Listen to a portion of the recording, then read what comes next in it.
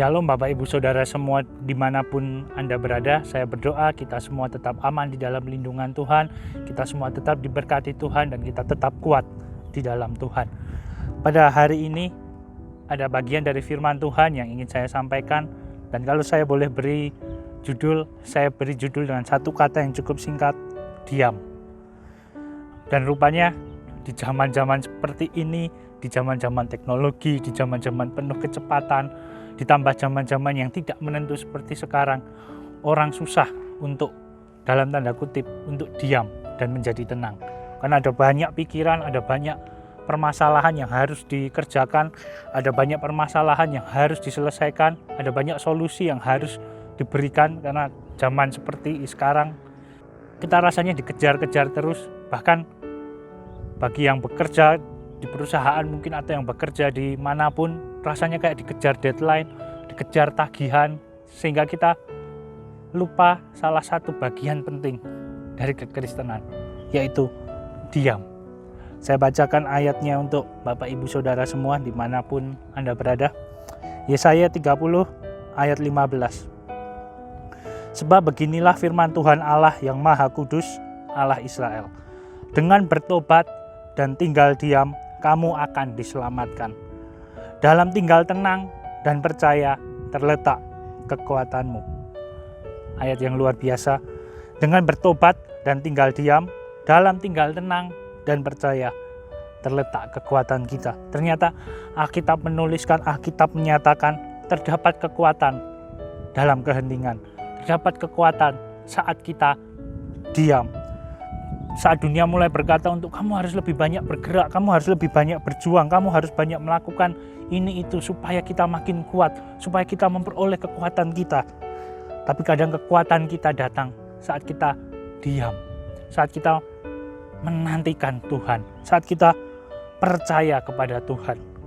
Saya nggak bilang, oh kalau begitu kita nggak usah bekerja, kita santai-santaian aja di rumah. Bukan, tapi ini mengenai posisi hati kita, ini mengenai posisi jiwa kita, posisi pikiran kita, di mana kita boleh bekerja dengan keras, tapi kita rest di dalam Tuhan. Kita dalam tanda kutip kita diam di dalam Tuhan. Mazmur 46 di sana dikatakan, diamlah dan ketahuilah bahwa aku Allah. Aku ditinggikan antara bangsa-bangsa, ditinggikan di bumi. Bahkan pemazmur sendiri mengatakan, diam dan ketahui. Kalau kita mau mengetahui, kita diam dulu. Lihat ayat-ayat di pemazmur ini nggak dibalik ya. Ketahuilah dulu dan diam. Biasanya kan kalau kita saya dulu pernah sekolah, kalau gurunya belum tahu siapa, gurunya belum datang ke kelas, kita kan biasanya ribut dulu kan, gaduh. Tapi begitu kita tahu gurunya datang, kita diam, langsung diam. Kelas langsung dimulai. Itu kan konsep kita ya, tapi ternyata konsep Allah diam dulu. Kita diam dulu, kita take a rest dulu, kita tenang dulu, baru kita mengetahui kehadiran Allah, bahwa dialah Allah, dia yang ditinggikan. Satu pasal terakhir, tidak panjang pasalnya, tapi menarik membahas tentang kekuatan dari diam ini. Mazmur 3 ayat 1-6, ini Mazmur Daud ketika Daud lari dari Absalom anaknya. Saya bacakan, Mazmur Daud ketika ia lari dari Absalom anaknya. Ya Tuhan, betapa banyaknya lawanku. Banyak orang yang bangkit menyerang aku. Banyak orang yang berkata tentang aku. Baginya, bagi Daud, tidak ada pertolongan daripada Allah. Selah. Tetapi Engkau Tuhan adalah perisai yang melindungi aku. Engkaulah kemuliaanku dan yang mengangkat kepalaku. Dengan nyaring aku berseru kepada Tuhan, dan ia menjawab aku dari gunungnya yang kudus. Selah. Aku membaringkan diri lalu tidur, aku bangun, sebab Tuhan menopang aku. Aku tidak takut kepada puluhan ribu orang yang siap mengepung aku. Kalau kita baca di struktur Mazmur 3 ini, dari ayat 1-3, Daud mengeluarkan semua ketakutannya. Wah, ada banyak lawan, banyak orang bangkit menyerang aku. Bahkan anakku sendiri Absalom mau memberontak kepada aku. Dari ayat 1-3 di situ diceritakan, bahkan orang-orang berkata, tidak ada pertolongan bagi aku, Daud. Orang-orang pada ngomong, nggak ada pertolongan. Karena aku bahkan diberontak oleh anakku sendiri. Orang-orang mengepung mau mengkudeta aku. Tapi ayat menarik, setelah kata selah di Mazmur 3, bangkit iman Daud. Setelah kata selah, persis di Mazmur 3 ayat 3 yang terakhir, selah. Setelah ada kata selah, bangkit iman Daud. Daud berkata, Engkau Tuhan adalah perisai yang melindungi aku. Engkaulah kemuliaanku yang mengangkat kepalaku. Bahkan dia berkata ada puluhan ribu orang siap mengepung aku nggak takut. Itu hal yang luar biasa. Walaupun lagu-lagu dari pemazmur, lagu-lagu dari Daud, selah berarti perhentian untuk menaikkan nada lagu atau suara. Perhentian untuk mengangkat mata dan mengulangi kembali dari awal. Tapi ada juga dalam konteks ibadah, selah adalah tanda bagi umat Tuhan untuk berhenti dan membungkuk menyentuh tanah dengan dahinya. Ada kekuatan dari selah, ada kekuatan dari perhentian. Karena setelah Daud, dalam tanda kutip, setelah Daud berhenti, bangkit iman Daud. Setelah Daud diam di dalam Tuhan, bangkit imannya Daud. Oleh sebab itu Bapak Ibu Saudara semua, sama seperti di pemazmur ini, struktur Mazmur 3 ini, mungkin ada banyak masalah mengepung kita. Take rest, ambil waktu untuk beristirahat, ambil waktu untuk diam di depan Tuhan. Karena setelah selah, mungkin masalahnya masih ada. Absalom masih memberontak kepada Daud, musuh-musuhnya masih mengepung Daud, tapi imannya bangkit.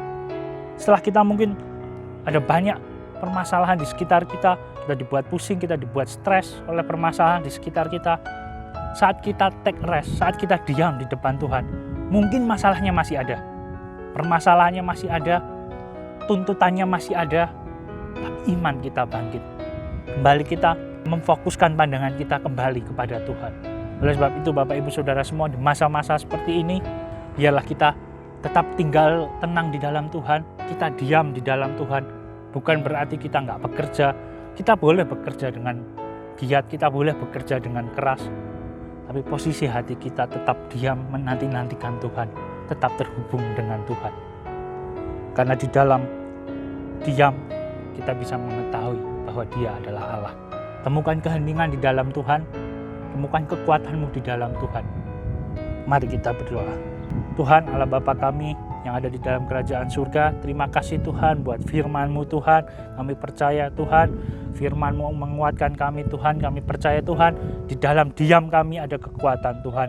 Di dalam tinggal tenang dan percaya, kami kembali menemukan kekuatan kami Tuhan. Bangkitkan iman kami Tuhan melalui doa-doa kami Tuhan. Bangkitkan fokus kami lagi kepadamu Tuhan. Biarlah kami tetap berfokus kepadamu Tuhan. Izinkan kami terkoneksi dengan Engkau Tuhan. Berikan kami damai sejahtera-Mu. Berikan kami ketenangan-Mu Tuhan. Berikan kami hikmat-Mu untuk mengambil segala keputusan Tuhan. Terlebih daripada itu Tuhan, selalu bimbing kami, selalu tuntun kami di dalam hikmat-Mu Tuhan. Terima kasih Tuhan, terima kasih Yesus, Engkau lindungi semua orang yang sedang melihat acara ini Tuhan. Engkau berkati kami semua, Engkau lindungi kami semua Tuhan. Rencana-rencana kami ke depan Tuhan, kiranya Engkau yang memberkati, Engkau yang menuntun, Engkau yang memberi kasih karunia Tuhan. Impian-impian kami kembali serahkan kepadamu Tuhan. Biarlah rencana-Mu yang jadi Tuhan. Berikan kami ketaatan, berikan kami sukacita-Mu Tuhan untuk menjalani hari-hari kami Tuhan. Di dalam nama Tuhan Yesus Kristus kami berdoa dan mengucap syukur. Haleluya. Amin.